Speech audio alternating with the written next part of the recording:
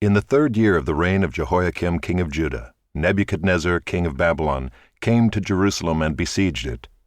And the Lord gave Jehoiakim king of Judah into his hand with some of the vessels of the house of God. And he brought them to the land of Shinar, to the house of his God, and placed the vessels in the treasury of his God. Then the king commanded Ashpenaz, his chief eunuch, to bring some of the people of Israel, both of the royal family and of the nobility, youths without blemish, of good appearance and skillful in all wisdom, endowed with knowledge, understanding, learning, and competent to stand in the king's palace, and to teach them the literature and language of the Chaldeans. The king assigned them a daily portion of the food that the king ate, and of the wine that he drank.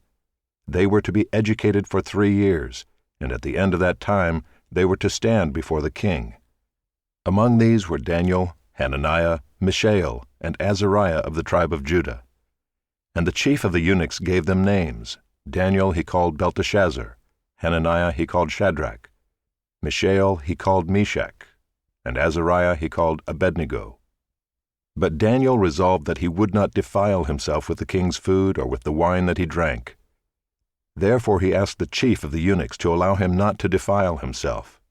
And God gave Daniel favor and compassion in the sight of the chief of the eunuchs.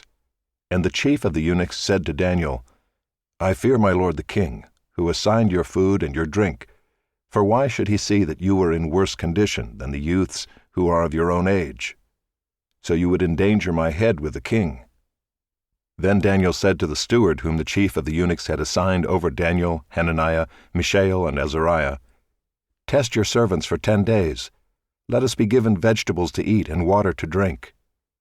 Then let our appearance and the appearance of the youths who eat the king's food be observed by you, and deal with your servants according to what you see.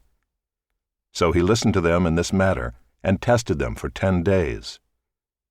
At the end of 10 days it was seen that they were better in appearance and fatter in flesh than all the youths who ate the king's food. So the steward took away their food and the wine they were to drink, and gave them vegetables. As for these 4 youths, God gave them learning and skill in all literature and wisdom, and Daniel had understanding in all visions and dreams. At the end of the time when the king had commanded that they should be brought in, the chief of the eunuchs brought them in before Nebuchadnezzar. And the king spoke with them, and among all them none was found like Daniel, Hananiah, Mishael, and Azariah.